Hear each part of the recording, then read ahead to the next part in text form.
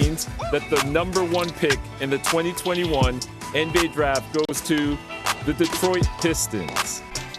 Who's got the number one pick in this year's draft? Who's got the number one pick in this year's draft? Basketball! Select Isaiah Stewart.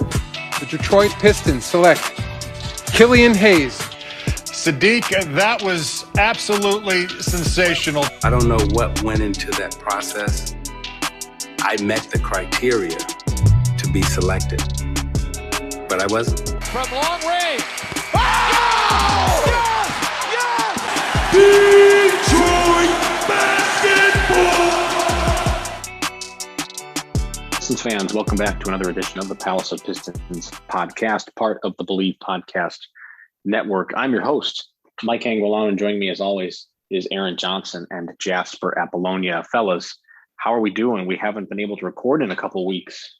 I'm glad to have you back, Mike. I don't like the pressure of having to host. I mentioned it last week on the show towards the end that I really was looking forward to having you back this week. So thank you for showing up so I don't have to host.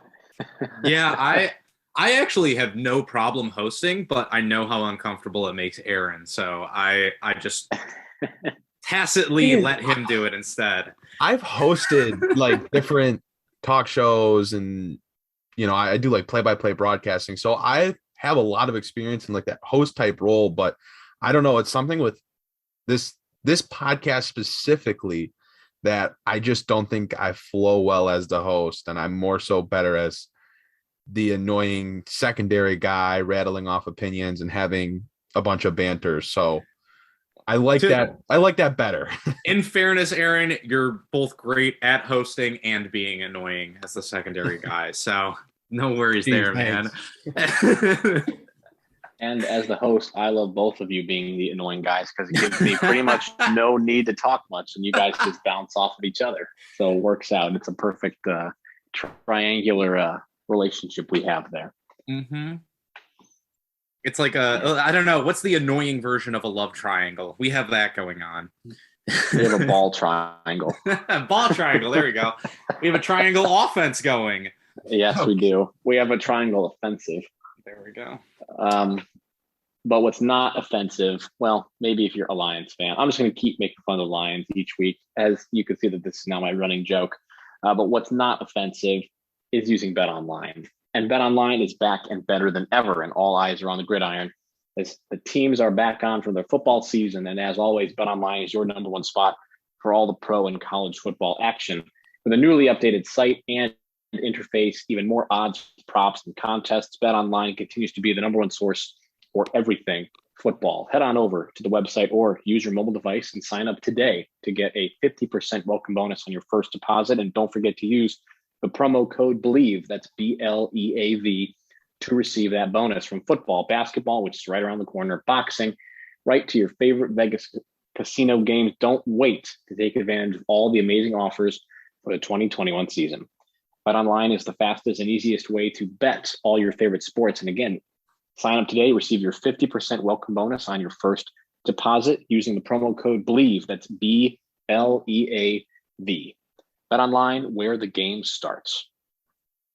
Well, you know, we've been talking about how we think the Pistons over-under has been set far too low for this season, I believe at 23.5.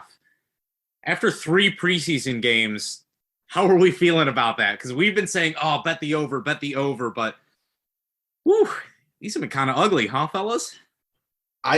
Okay, so Jasper, I don't know if you paid attention to it, but last week when I said bet the White Sox, they actually ended up losing. So yeah, I don't know if I can give betting advice anymore. Like I think I'm in timeout or something. So Aaron, I really thought about tweeting at you after that, but I thought that might be in poor taste. I'm glad you brought it up because I've been thinking about it all week. I've been having sleeping issues because of it, because I just know there's one listener out there that did really listen to me, and they're down bad right now. Well, hey, so am I. It's okay. I'm gonna steer clear from saying that you should put a lot of money on something, but I am going to put money on the Pistons over 23.5 still.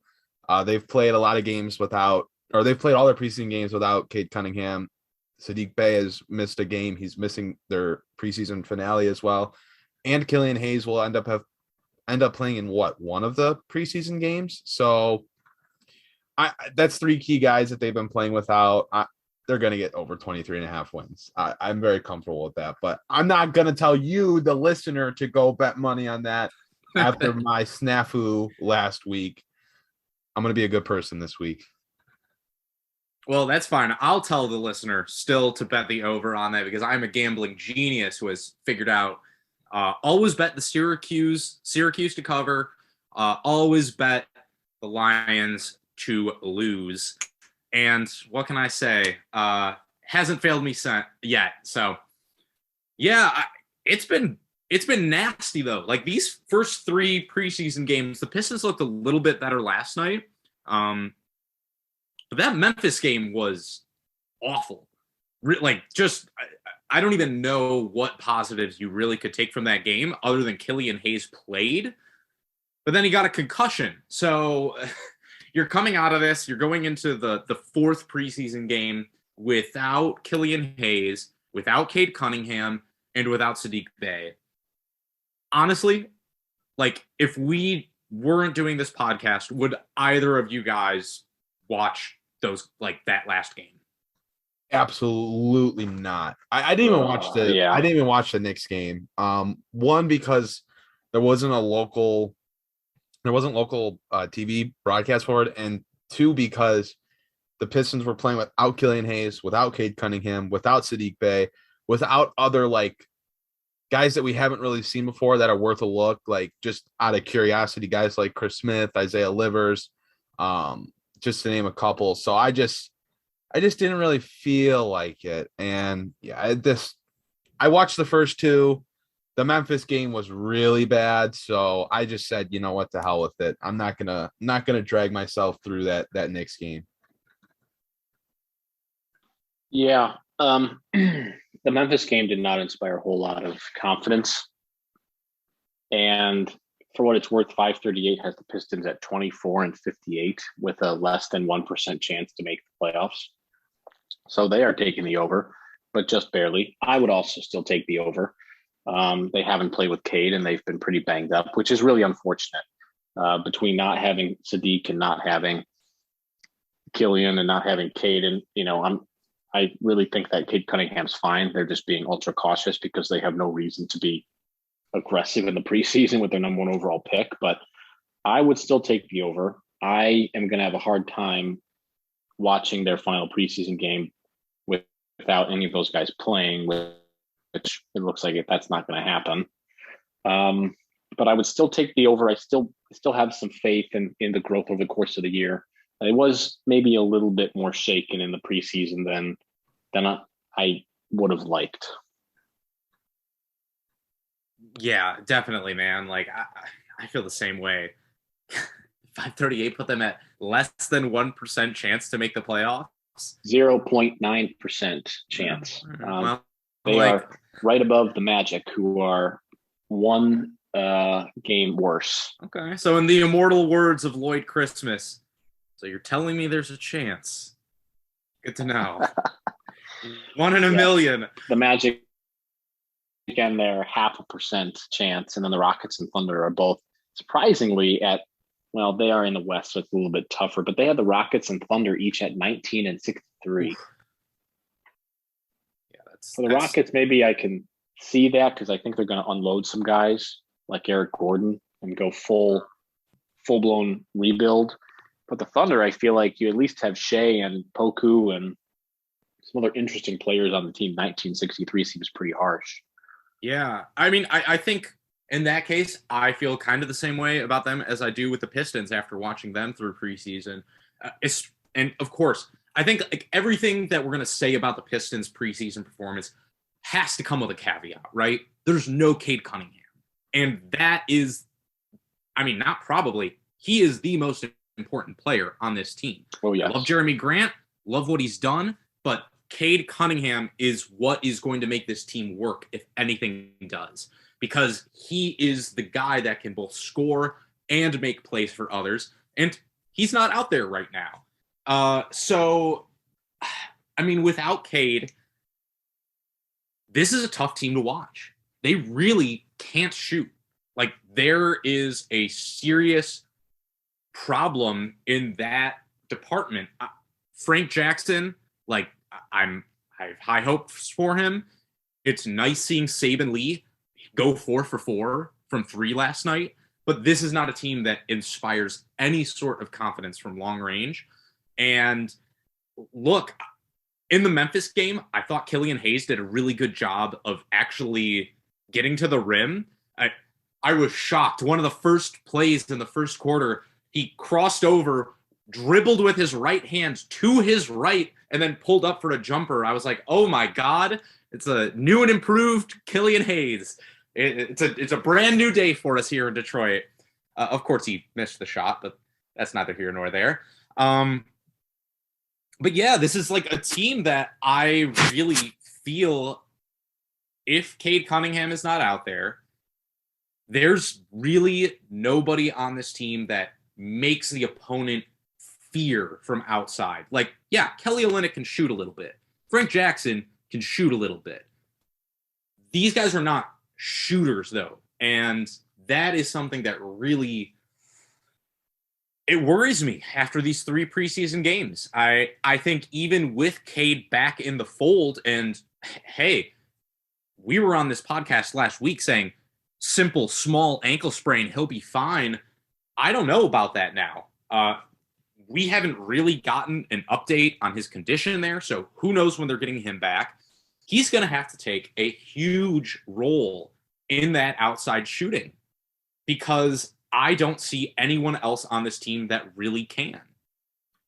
Yeah, I think, firstly, I think it's important to, and I think we kind of talked about this last week, but I just want to reiterate, as it's been a whole nother week and we're still kind of in the same position, if not maybe a little bit more concerned, that the Pistons have been saying now since, the first day of training camp or second day of training camp, whatever it was, that Cade Cunningham just has a little bit of a fluid in his ankle. It's not serious. It's not, they expect him back, whatever. But, we're 2 weeks past that first time of hearing it. And we're not hearing, oh, he's closer. He's feeling better.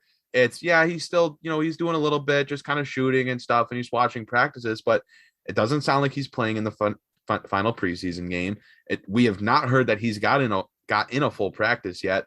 And from Dwayne Casey, what we have heard is that he's very far behind because he's not been able to practice. He's not been able to get into the sets with any of the offense, with any of his teammates, build chemistry, those type of key things that a guy that's going to handle the basketball a lot needs to have. And it's just concerning to me that this little ankle issue has turned into a 2-week thing where he was supposed to play in the first preseason game. Now he hasn't played at all and still isn't going to play in preseason. And that's not the worst of it because there's 2 other key players, 2 starters that are out alongside him in Killian Hayes, who now has a concussion after just getting over an ankle injury, and Saddiq Bey, who also has an ankle injury now. So there's just a lot going on with the Pistons injury-wise. I don't know if I believe that these things aren't serious because look at how the Cade Cunningham discussion and how his injury has been handled and the way that they've talked about how they're going to now have to talk about a plan with Cade's group and the Pistons medical staff and the coaching staff. And that makes it sound like a much bigger deal than he's got a little bit of, fluid in his ankle. It's just got to get through his system and he'll be able to go in, a couple days or whatever. When you start bringing in a player's camp, like it definitely seems like it sounds a little bit more serious than a little bit of an ankle injury. And it almost brings me back to what was going on with Blake Griffin when he was still a Piston a couple years ago, when he had his leg issues and how it wasn't that bad. He was able to play through it and all of the things that transpired with that, which very much contributed to him becoming the less playable player that he is now in today's league. So I'm concerned with it. I'll be very frank. I've been, trying to just feel confident in the fact that it's just a little, ankle issue. They've talked about it not being serious, but here we are, less than a week away from the beginning of the season. And we don't know if Cade Cunningham is going to be out there. Aaron, I think you brought up a great point there when you talked about Dwayne Casey saying that Cade Cunningham is behind right now. And that, for me, is why I'm concerned. Because, honestly, like, I don't know exactly what the situation is here. We're not privy to the medical information that's going around. But this is a player that this team cannot afford to have falling behind. This is not a player that the team can afford to have, coming out there opening night and not really knowing what the offensive sets are, not having even a full real practice with this team. This is your most important player. This is your new star. And if he's not playing in the preseason, if he's not even able to get integrated with the team, to me, that says there's a bigger problem here. More than just a little ankle sprain that he's healing up for, and we don't want to overexert him because it's preseason. Like, yeah, I know it's preseason, but this stuff does matter. You're trying to gel as a team before you get into the games that really count. And if Cade Cunningham's not even able to practice with the team right now, and we're coming up on the final preseason game, fellas, opening night is in what? 6 days? 7 days? Something like that? It's really close. It's not far off. To me, this is like, yeah, I don't want to freak out about it, but this really is screaming like there's an issue here. And I feel like we're not really getting filled in, which worries me 100%. I would be lying if I said it didn't. It's about par for the course, right? I mean, we had the same discussion in the middle of summer when Isaiah Stewart suddenly had an ankle injury, and then like 2 months went by and we didn't really hear what it was or how long he was out or the nature of the injury or if it was a foot or an ankle. It's about par for the course, right? I mean, they've kept us in the dark a little bit on Cade, and I know that Dwayne Casey said today during some media availability that he's not worried about Cade, that Cade's a student of the game and he'll catch up, and he doesn't have the same learning curve that most rookies do when they come into the league. So the team feels confident. I'm sure that plenty of that was to get the media off of his back, and I don't blame him there. But I think there is cause for maybe a little bit of hesitation. I don't think we're in full-blown worry yet. I mean, as soon as Cade breaks down a defense and swings a pass out to Saddiq, who drills a corner three, all that's going to be basically moot point. We're going to be really excited about it. And yeah, I mean, if it takes a little bit longer to get him on the court, so be it. I mean, if he has a little more advanced of an ankle injury and they're not telling us, then I mean, like I said, it's kind of par for the course, right?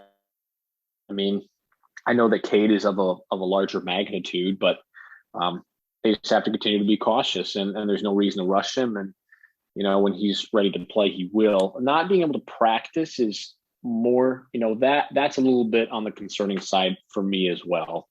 Not being able to get a full practice, that is. I hear what you're saying, Mike, but you got to remember, I just told our listeners to bet the over on the season. So I think I'm very justified in being worried here. Okay. I don't want to look stupid. Yeah, you're probably right though.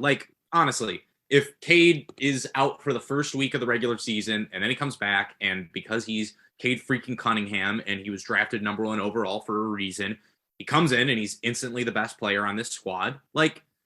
Yeah, all will be forgotten very fast. But if he looks like Isaiah Stewart has for these first few games and shows a lot of rust, I think that there might be some reason to, worry about how quickly this season could kind of go down the tubes. Because, I do want to talk about some of the positives, of course, but I don't think Isaiah Stewart's looked very good in preseason.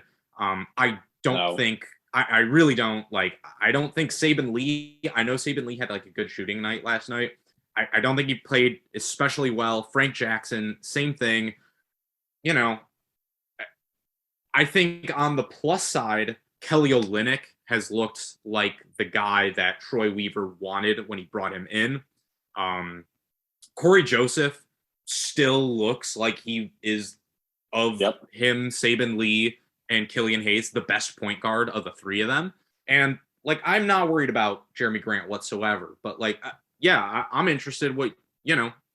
Aaron, what are your thoughts on some of these backups and the other kind of secondary players? Because obviously Cade is huge, but like, it's not all just Cade, right? Yeah, I mean, I think I'm very much of the opinion that Cade is going to come in, and whenever it is, he's going to be a guaranteed 15, 5, and 5 a night. And that's going to immensely help the Pistons. He probably is capable of more than that, but we'll see. The numbers are, whatever you want to call them, but I think he's capable of at least walking in and getting you 15, 5, and 5, which is obviously huge for a team that doesn't really have a bunch of go-to guys outside of really Jeremy Grant. And if Cade is out, you're obviously missing a key player, and you already have other injuries on the roster. The season hasn't even started yet. And this was something that I talked about when I have discussed in previous podcasts, that I haven't loved all the moves of the offseason. It's that I don't think Detroit did enough to go and really get guys that are going to help this team right now in terms of, let's talk about the backup big spots between both the 4 and the 5, because I think there's a legitimate problem there, because you have Kelly Olynyk, who is a good backup big or starter, however it ends up shaking out. But I mean, as we've seen in preseason, Isaiah Stewart's the starting center, and it looks like it's going to remain that way. But outside of that, I don't think they have guys that are capable of coming in and stepping up and playing big minutes and producing like, more contributing NBA players need to be in terms of on winning teams.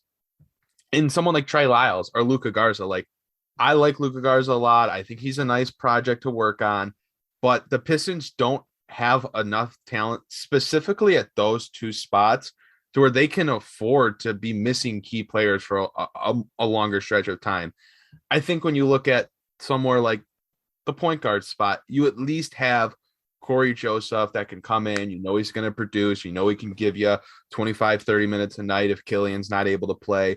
You have Saban Lee on the wings. You have Frank Jackson, Hamidou Diallo, Josh Jackson, all that can spend time playing those backup minutes. And those guys are all capable of having nice performances. Those are guys that you can ride the hot hand on any given night, but you expect all of them to be able to contribute on a gamely basis. But outside of the wing spot and somewhat the point guard spot, I'm still concerned about how much Saban Lee's going to help. I hope he can. And he had a good preseason game against the Knicks. I know he shot the ball well.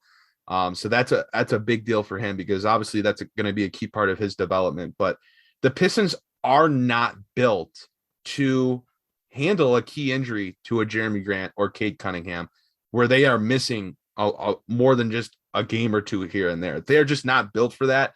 And it will be very visible that they're not built for that if Cade Cunningham is not out there to start the season, or midway through the season, Jeremy Grant suffers an injury and he misses a couple weeks. They're just not built to withstand not having one of those two guys. It's just, they did not go out and get enough other talent. And to be fair, part of that is because of the young guys they have on the roster. You're not necessarily going to go out and find a replacement that's maybe better right now than Killian Hayes. You want to develop Killian Hayes. The same goes for Saddiq Bey and Isaiah Stewart, and I get that. But depth-wise, the Pistons are still a little bit behind in that regard, outside of, for sure, the wing spot and maybe the point guard spot. And that's why they're just not built to withstand a key injury to someone like Cade Cunningham or Jeremy Grant. And that's why we've seen them lose a couple preseason games pretty ugly. Yeah. So you had mentioned the depth, and we kind of skipped a topic here, but that's okay. We will just continue on with our preseason injuries and sort of some rotation talk. But in going back to some of the injuries and the lack of depth that the Pistons have, mind you, their start to the season is pretty brutal. From October 20th to November 5th, their first, maybe like 9 games of the season, they have a very gauntlet test that they have to pass through. Let me just show you the schedule here of who the Pistons face before they get a little bit of relief on the 10th, 12th, and 13th of November with Houston, Cleveland, and Toronto. They play Chicago on a back-to-back, or I'm sorry, not on a back-to-back, but it's back-to-back games. Chicago on the 20th, then again the 23rd. They play Atlanta. They play Philadelphia. They get sweet relief against Orlando. And then they play Brooklyn, Milwaukee, Philadelphia, and Brooklyn. Oh, gosh. Jeez, man. Okay, I didn't see that part of the schedule. What the hell's going on? That's pretty brutal to start. You're playing the best of the best in the East. You're playing a team that was in the Eastern Conference Finals. You're playing a team that had maybe the most impactful offseason in the Bulls, and you play them twice. You play Philadelphia, which is a total grab bag at this point. You're playing Brooklyn twice. You play the defending NBA champs. And then you play the Orlando Magic somewhere in the middle of there. And then, like I said, you get some really nice relief with Houston, Cleveland, Toronto, Sacramento. And that's a pretty brutal start. They're starting out 1-8, right? Like I don't see how they win two of those games. Cue the Paolo Banchero talk. Wow, that's rough, man. They're about to look like the Tigers did in April. Just like it's really rough, man. Burns toast. How did the league decide to give the Pistons Philadelphia, Milwaukee, and Brooklyn 2 Brooklyn games? Brooklyn twice? How did the NBA decide that was right? 2 Chicago, 2 Philly, 2 Brooklyn, Milwaukee. Aaron, you got to think about this in galaxy brain mode. This is actually Adam Silver making sure the Pistons get Paolo Banchero next year in the draft. That's the big brain move right there. Thanks, Adam. He's killing their season before it even started. Wow. I had not looked at that yet. That is the Pistons are shutting down Kelly Olynyk in check that October after starting the season 1-9. Wow, man.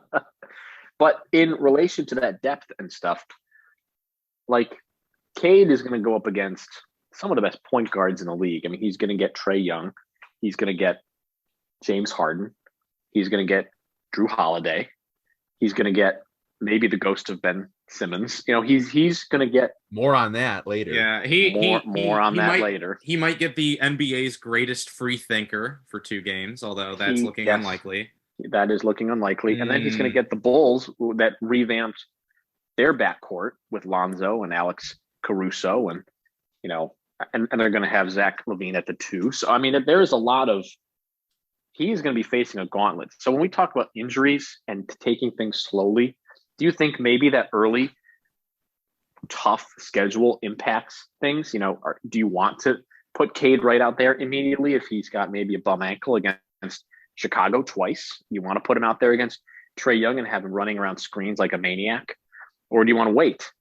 If Cade is hurt and he, shouldn't be playing, then no. But if he's good to go, and like maybe that's a little bit nagging, but it's not something that's where he needs to be sitting out. Like I think he should absolutely be out there. He's the number 1 pick for goodness sake. He deserves to be thrown into the fire. Like he needs to get that challenge right off the bat and see, look, this is where the big boys play. I think there's going to be that you want to go and you want to get your best at the number 1 pick because you want to show him this is, you are the top players in this league now. And he's not that top guy that he was in college. Now he's just one of the guys, at least right now. And I think that's perfect. Like in a sense, I almost like that better. I like that he's got the Hell's Gates waiting for him starting October 19th. I think that's good for him. But if he is injured, then you can't play him. And that's fine. You're not going to risk his health to start off, his first games of his career. But if it's something minor and he really can go, and maybe it's something where, I'll put it to you this way. Dwayne Casey says, well, look, we think Cade's good to go, but we don't know if he's comfortable with the offense yet. We're going to hold him out. Then I would be upset. I think that's nonsense. I would say absolutely throw him into the fire. I agree with see what he can do. But if he's, got an injury where the medical advice is he probably should not play, but if you really, really want him to, he could go, but he probably shouldn't, then fine, sit him out. But if it's more so the injury's kind of behind him, but we don't know how he fits into the team yet, he needs to be out there 100%. Yeah, I agree with that. If it's something small, he should be out there playing. But boy, that is a pretty rough start to the year. And I guess the same thing with Saddiq Bey and with Killian Hayes. I mean, are you rushing these guys back to go up and face, Brooklyn and Milwaukee back to back, and then Philadelphia 2 days later? I don't know about rushing, but yeah, I mean, you need these guys out here. Like, this team does not have the talent to hang with any of those teams if their best players aren't out there. And also, like, you need to see what you're getting from Killian Hayes. Like, we need answers there, and we need to see what he is going to look like next to Cade, whether he really can hang in this league as a starter, at least right now, or, if their goal is to be competitive this season, if maybe he's going to have to take a little bit smaller role. I don't know. We'll see. I definitely saw some things that I liked from him in that Memphis game. I like that he was able to get to the rack in a way that he wasn't able to last year. I honestly, I thought the fact that he was driving to his right was another really good sign that he's made progress and growth there. But, he still struggled at times, and he had some problems there. So we really need a lot of clarity when it comes to this roster, especially when it comes to the starting lineup, because, look, the bench has just straight up been better. The bench has been better than the starters so far. Yeah. It's also necessary to see Killian Hayes out there, because it seems like every time he gets out on the court, it gets interrupted. Beginning of last year, he gets hurt. Finally comes back, and he played, I think 19 games, and then the season was over. Then you get to Summer League. He gets hurt in Summer League. He gets held out of Summer League. You get him in the second game of the preseason. He missed the first game with an injury. He gets hurt in the second game or third game, second game. And now he's out again. And it's like the interruption at every single point that Killian Hayes finally gets on the court. One, it isn't good for us because we don't get a proper opportunity to evaluate him. Two, it's not good for him because he can't ever get settled in and just play basketball because he's always back out on the bench and back in the trainer's room. And three, it's bad for the Pistons because they're missing their starting point guard, who is theoretically one of their guards of the future. And that is not good for their chemistry, for their offense. And we know Hayes is a good defender. It's bad for their defense. So, yeah, I mean, we're talking about three starters. Two out of three are, two of the three best players on the Pistons roster in Cade Cunningham and Saddiq Bey. They need to be out there. And, if it's something small, they should be out there playing. Absolutely. If there's, a greater concern that if they play, there's a greater chance that they injure or, worsen the severity of the injury, then fine. But if it's a little tic-tac thing, get out there and play. Like, it's the beginning of the season. You can't start the season 1-10 and expect to compete then for a playoff spot in April. So, they need to get out there and start building chemistry and finding ways to compete in games against tough teams. Because look, it's the age-old saying: if you want to be one of the best teams, you got to beat the best teams, and they're going to get that opportunity right out of the gate. They certainly will. And Jasper, you had alluded. Well, actually, Aaron did. Alluded a little bit to one of our other topics, which we can get into a little bit, which is Ben Simmons. And Detroit is one of the 9 teams interested in Ben Simmons, according to Jake Fisher of Bleacher Report. And the Pistons would be willing to move Jeremy Grant to make that happen. And certainly some other pieces would need to be involved in that. Guys, talking about Ben Simmons is one of my least favorite things. Dude, it's right up there with talking about Kyrie Irving. But it's going to continue to drag out until this poor marriage is resolved. We've talked about this before. Go ahead. Mike, I was just going to say, you're going to hate our fourth topic. It's actually Deflategate. We're talking about Tom Brady and deflated footballs. You remember that when that was the only thing they talked about on sports radio for a year and a half? That was sports radio continues to be a travesty. Dark times, my friend. Well, guys, maybe we can close the door on this once and for all. Interest in acquiring Ben Simmons and interest in moving Jeremy Grant to make it happen. What are we thinking? I think you hit on it, Mike. The thing is, it's not just moving Jeremy Grant. It is going to be other pieces. And those other pieces are almost certainly, without a doubt, going to be unprotected lottery picks. Probably next year's pick. Or it's going to be something like, Jeremy, Saddiq Bey, and perhaps a lottery protected first rounder, and maybe another player. I don't even know. Look, I know that the trade market for Ben Simmons is not what it could be based on his talent level, but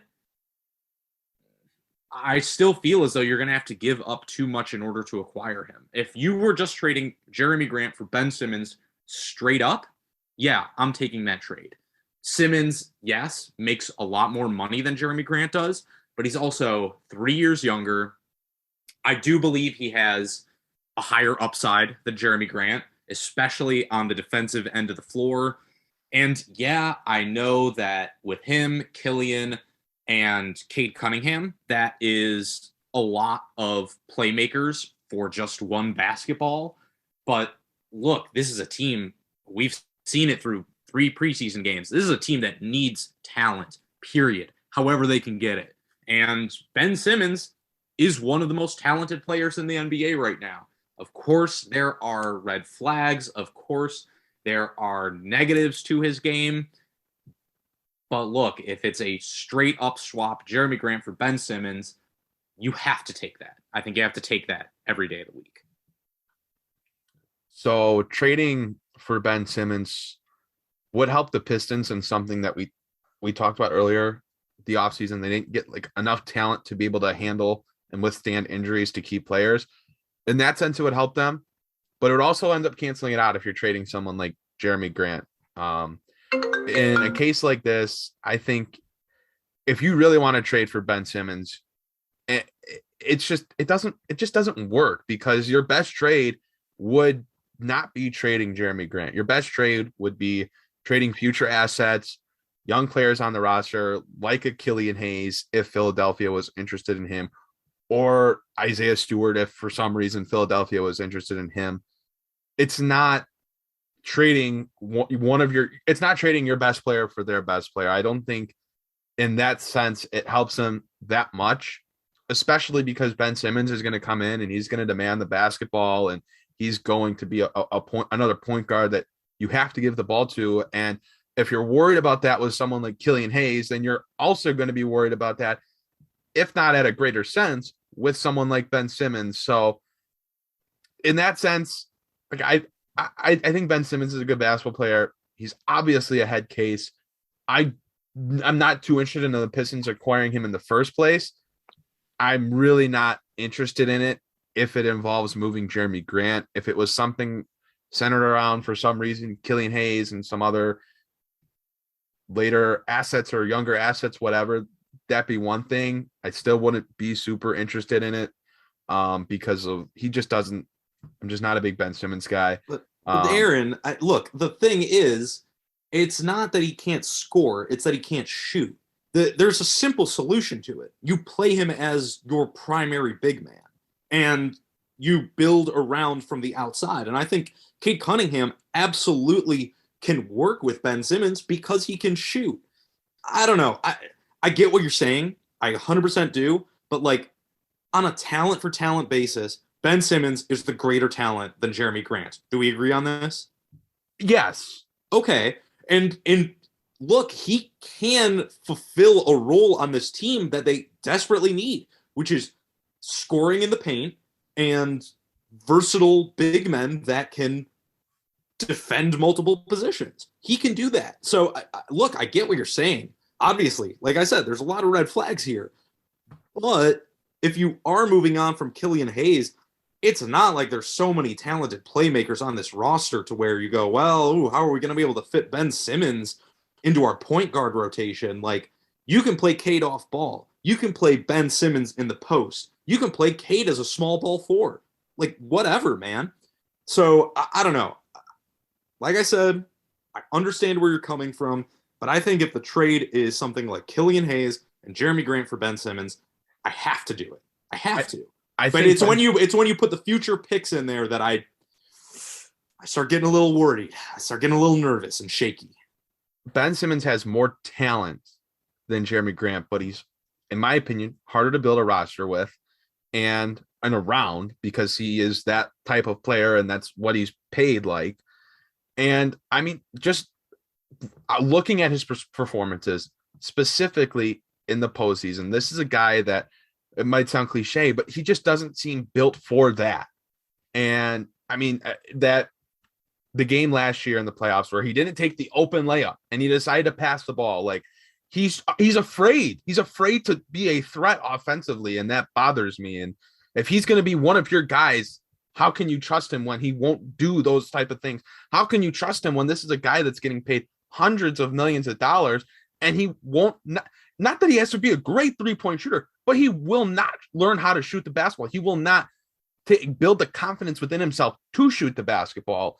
Those are concerns that I have. I think it's a lot easier to take someone like Jeremy Grant, who's paid less money, who is still young in his own regard, is coming off a trip with Team USA, is coming off a damn near all-star level season. I'm more comfortable with him on the roster than Ben Simmons, and I certainly wouldn't want to attach with Grant your starting young point guard and future assets to go get this guy. I've not been a Ben Simmons guy ever, really. So same. I mean, to be honest, I've never been a big fan of his game either. I will say, like, for me, it makes me think of now, of course, with hindsight, I guess you could say my position's wrong considering how it worked out, but it reminds me of the Blake Griffin Tobias Harris swap where, yeah, I think that it's easier to have a guy like Tobias Harris on your team, or in this case, Jeremy Grant.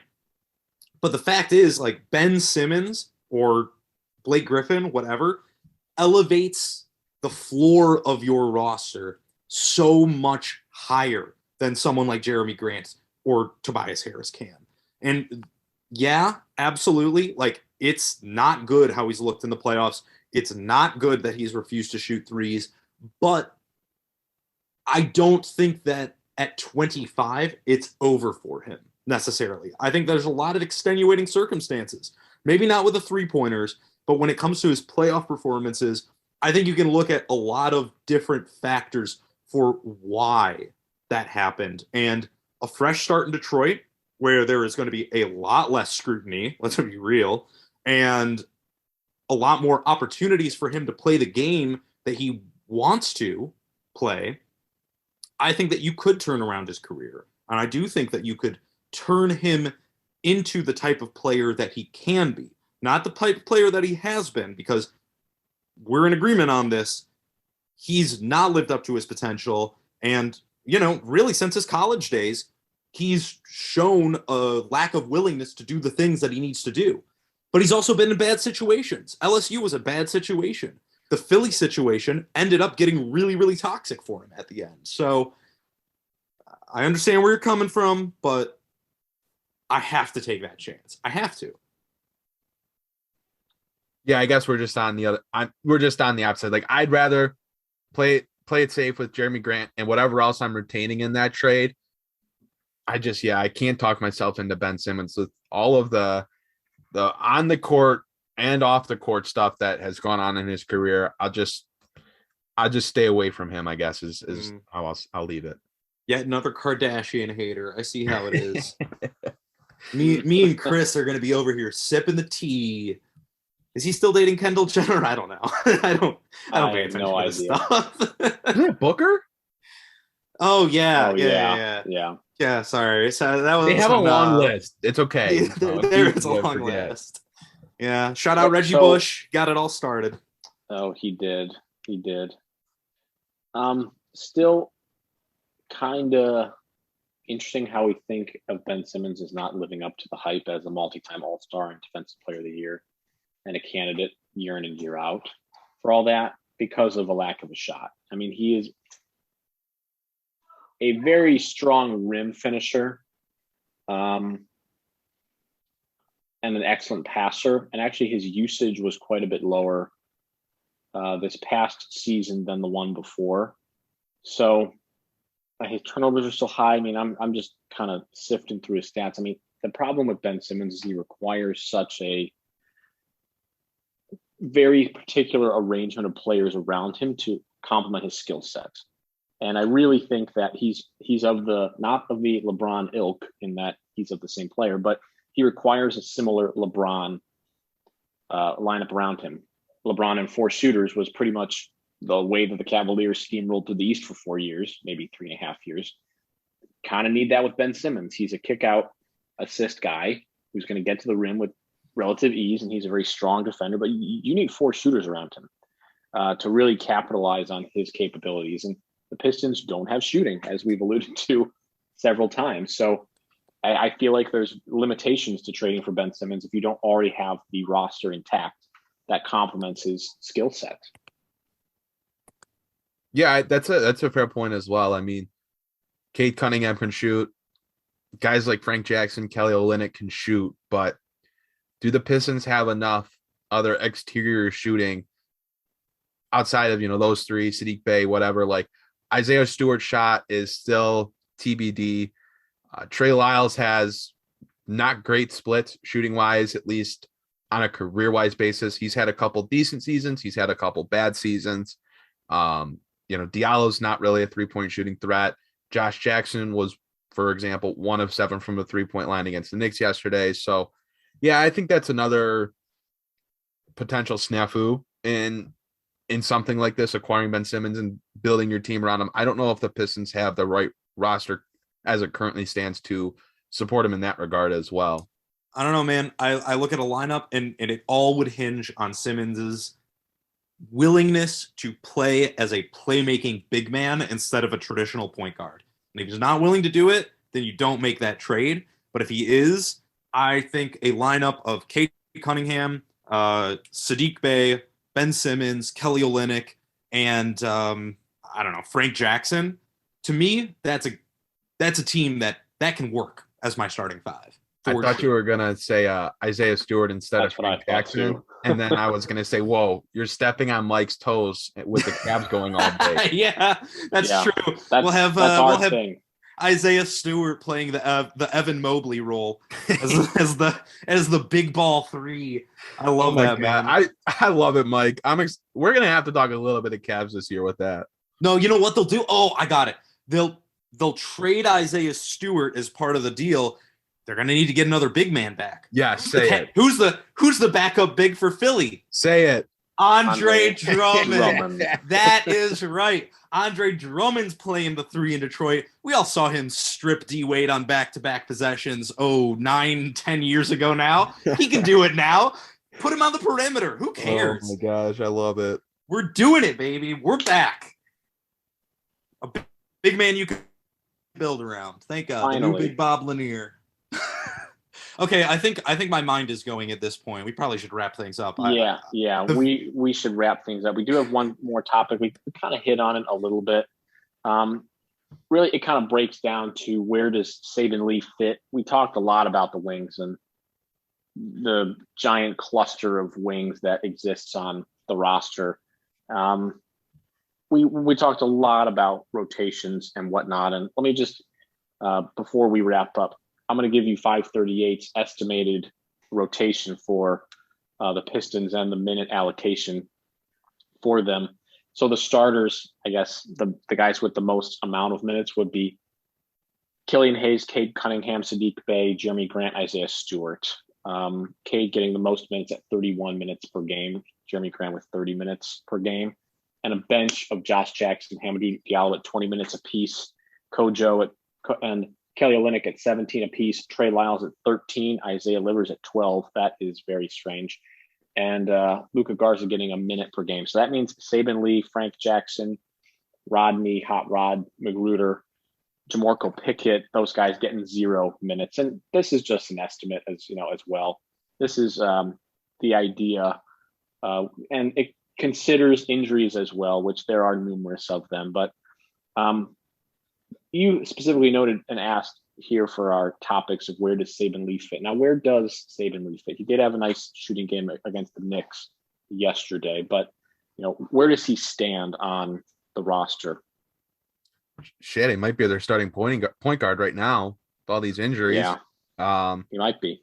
But if they're healthy, he's probably on the outside looking in. I mean, maybe he gets like a couple spot minutes if there's a matchup that they like, or they want him in for a defensive possession or something like that. But yeah, I'm with you, Aaron. He's if they're all healthy, he's the fourth point guard on this team, and I like Saban Lee. I want him to succeed, but honestly, Corey Joseph has just been better. He's been better. He's Corey been a Joseph good player. was good last year. Yeah, And I said that a few weeks ago. He was good. And you know what? He's been good in the preseason too. Like, he was one of the few players who didn't look like complete crap against Memphis. So yeah, I think unfortunately for Saban Lee, he's on the outside looking in. I'm with you on that, Aaron. I really am.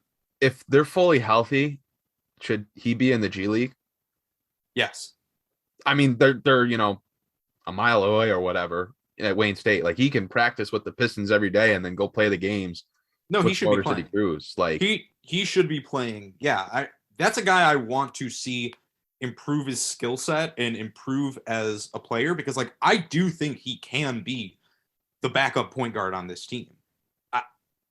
I just don't think right now he's the backup point guard, and there's certain things that he's going to have to improve. And really, the only way you can do that is through practice and playing time. And he's not going to get playing time on this roster unless somebody goes down for an extended period of time. So yeah, I agree. I think he should be playing in the G League for sure. And I want to see him with Jamorko Pickett. That's going to be fun as hell. Yes. So with just our last bit here on the wings before we go ahead and wrap up, Josh Jackson, Frank Jackson, Hamidou Diallo, all vying for those wing minutes. Do you think that 538 of just splitting it down the middle with Jackson and Diallo getting 20 each, is that probably how it's going to shake out? Because really not a whole lot's been gained from the preseason in terms of determining who's going to get those consistent backup 2 minutes, at least not in my opinion. Was it Frank or Josh? They said Josh. Well, Frank got the start at the 2 lately, but Diallo got quite a few shots up, I think, against Memphis. Mm-hmm. And Josh Jackson has been getting pretty consistent minutes here in the preseason too. But how is it going to shake out with those guys? Josh is going to play the most minutes. I'm pretty certain of that right now. He's getting a lot of hype. They're playing him a ton, man.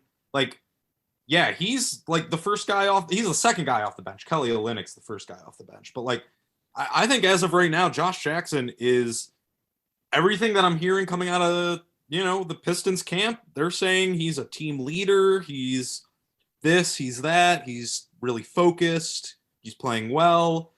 I would be very surprised if he was not their first choice at the backup, like 3. And I do. Oh, sorry. Yeah. No. I just real quick. Can they just go small with the 2 Jacksons and Diallo, and then Corey Joseph and Kelly Olynyk?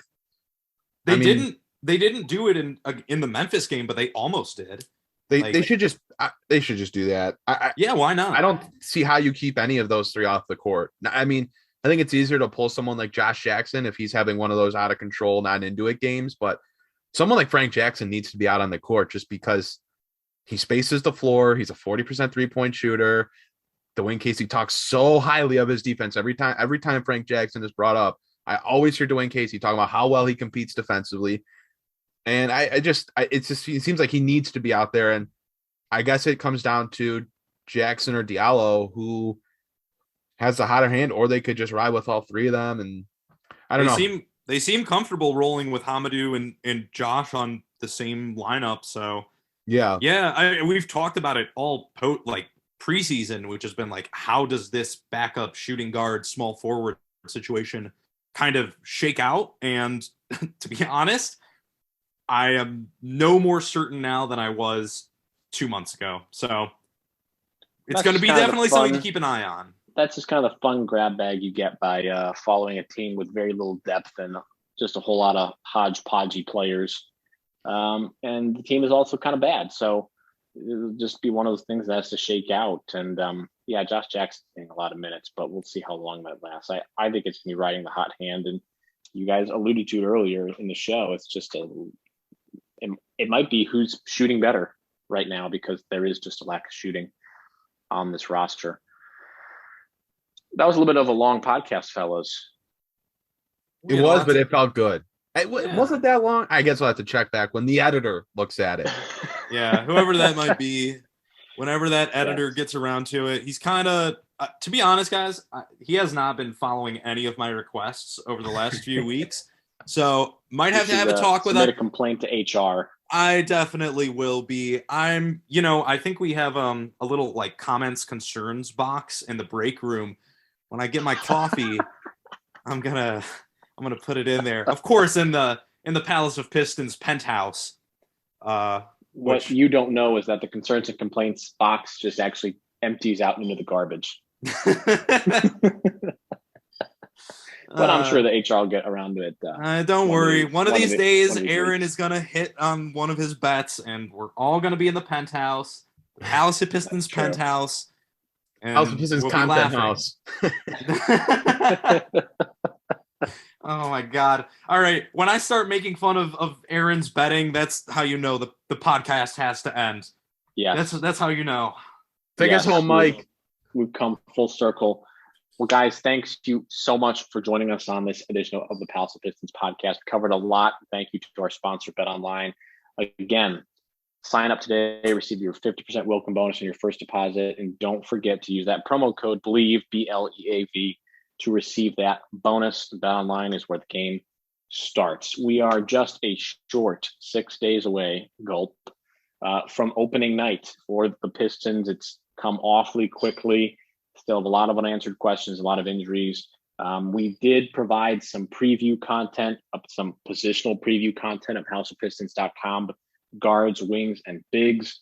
Certainly encourage you to check that out if you would like a nice overview of all of the positions and how they may shake out in the numerous stable of characters that currently reside in those positions. There's a lot of players who are vying for time. There's a lot of very young, interesting players on this roster. We really hope that you'll be sticking around with us into the season, which is right around the corner. So for Aaron Johnson, Jasper Apollonia, my name is Mike Anguilano. Thank you very much for joining us on this edition of Palace of Pistons Podcast. We will see you all next time.